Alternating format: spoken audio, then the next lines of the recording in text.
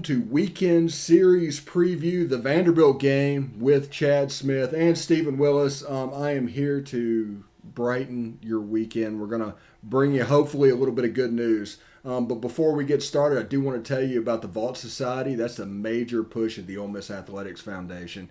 To be in the Vault Society, it's a 5-year commitment of support. Membership starts at $5K a year, and there's a benefit chart on the site. We'll give you that site in just a second. All gifts to Ole Miss between now and June 30th receive triple points. Red points are non-deductible and go towards priority seatings. Blue points are 90% tax deductible and go towards parking and non-home ticketed games. That's a pretty big one on Labor Day. That would be bowl games, postseason, and neutral site. That is give2athletics.com, the Vault Society, give2athletics.com. I also want to tell you about the rebelwalk.com. It's a great company over there. They provide a subscription level service for no money. All that you have to invest is your time, and they have a huge staff over there, probably the largest that cover Ole Miss, talking about all the sports. And you can go there and learn all that you want to learn about Ole Miss sports in a completely fun way. You can be in and out in 30 minutes, do all that, and you're completely done. That's the rebelwalk.com, the rebelwalk.com. Anyway, like I said before, I'm here with Chad Smith to talk about the weekend preview. Big Vanderbilt series. Chad, what do we need to know going into this series? Wow. Well, first of all, let me tell you this. This is going to be a challenge. This is an uphill challenge all the way for Ole Miss this week. And Vanderbilt deserves to be in the top five. They are a very complete team, from power to power hitting to power pitching to these guys can throw everything at you. So this is going to be an uphill climb for us. Okay. And obviously, we get the news this week of the injury to Gunnar Hoagland and all that. That's tough to deal with. How is that going to affect the Ole Miss rotation? So what that has done is, Bianco came out last night after the game against Arkansas Little Rock and announced that we are going to put move Doug Day up until to Friday, excuse me, and then we're going to have Derek Diamond on Saturday. Sunday we'll have Drew McDaniel, of course. So we're going to have to make some adjustments. Going to have to get Doc in there and get a strong game for him. This is going to be something we've got to adapt. But Mike is actually going out there and putting strength against strength, putting Doug against their Friday ace, which is unbelievable. Well, let's go ahead and get started. Who is their Friday ace? What can we expect? Absolutely. So this is no secret. If Vanderbilt's starter Friday night is Kumar Rocker. He's got an 11-1 record. The ERA is very low, 2.31, and he's got that power. The power, his fastball, he can get in there consistently at 92 to 95 miles an hour, but he has reached 99 miles an hour at times. That's just that's straight gas. It's very difficult for hitters, especially at this level. They haven't seen those numbers, that speed. So it definitely makes it difficult. And not only that, but he also has from his high 3/4 arm slot. He has the ability to power through the lineup.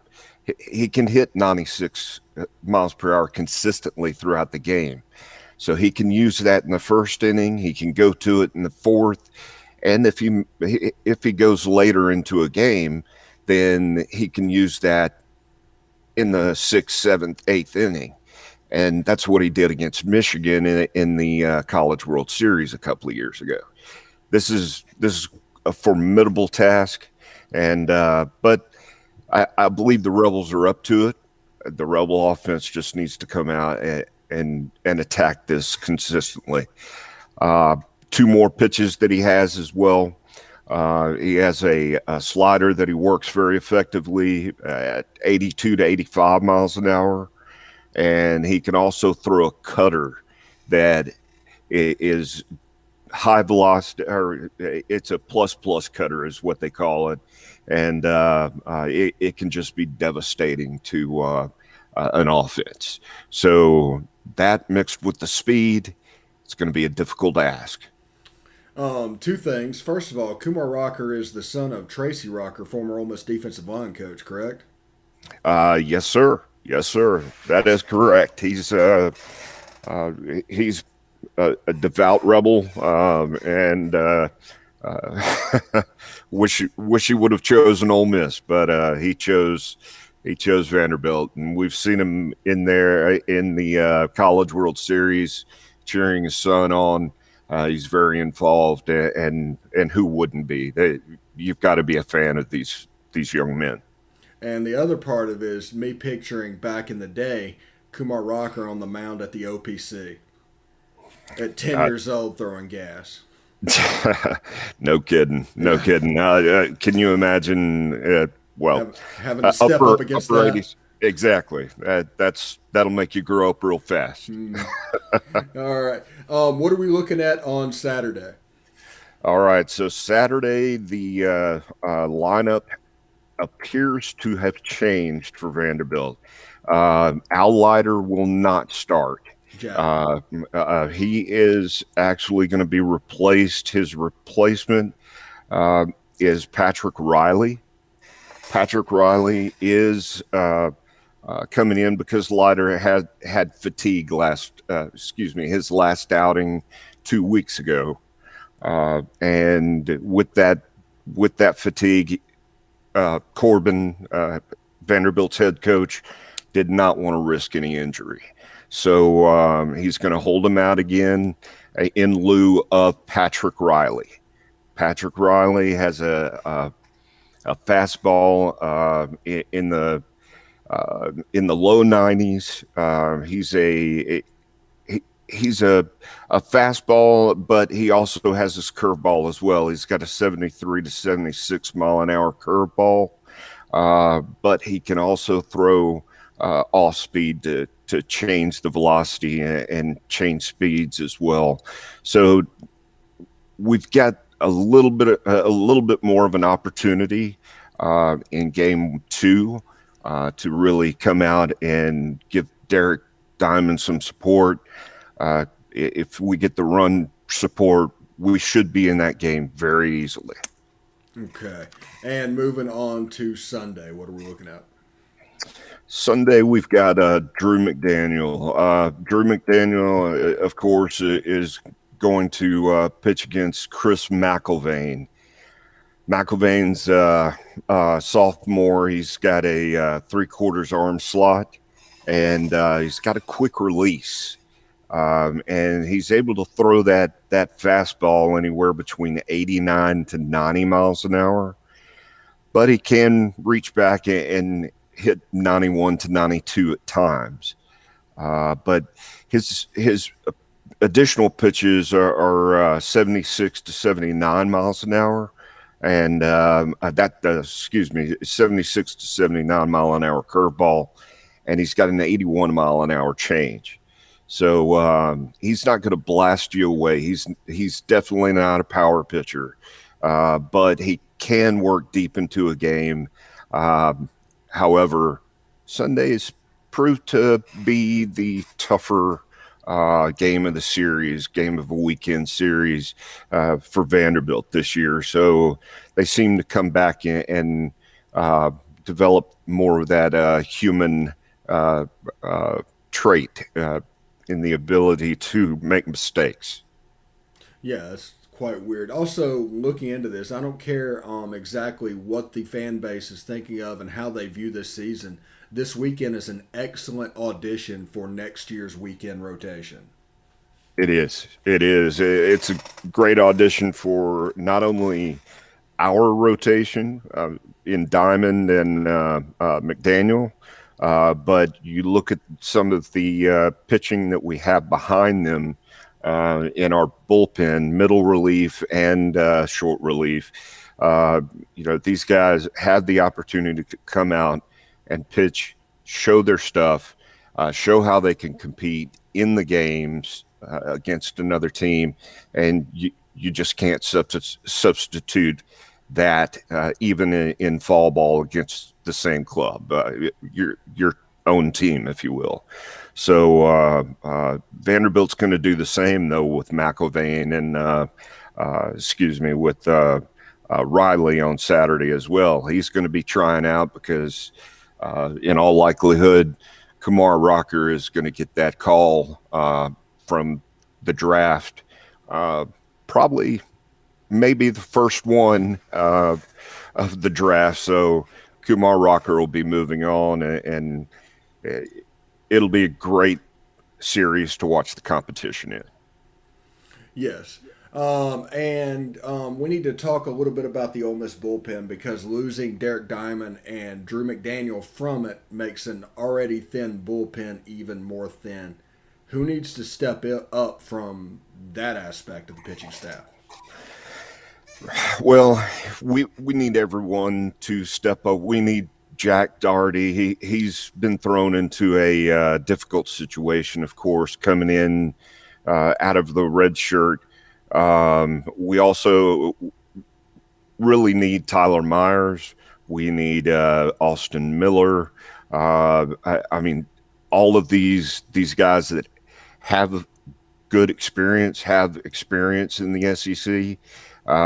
We need those guys to step up and actually go in and give us several innings of relief because this is a difficult task. Don't get me wrong. Vanderbilt is an excellent team. However, we need to really batten down the hatches and solidify this bullpen because the middle relief has been our weakness this year. It's been the thorn on our side several series, and hopefully we get back to our winning ways this weekend and actually do really well against Vanderbilt. Yeah, yes. And before we get into the batting order, I'm just spitballing questions because it's on the brain. Sure. How are we looking over the next? What do we need to do over the next 6 games to be a legit hosting candidate? All right. So what we need, in my estimation, what I'm seeing, and according to some other experts, we're looking at 3 games. We need to take 4 games out of the next 7, the last 7 of the season, and probably at least 1 win out of the tournament. All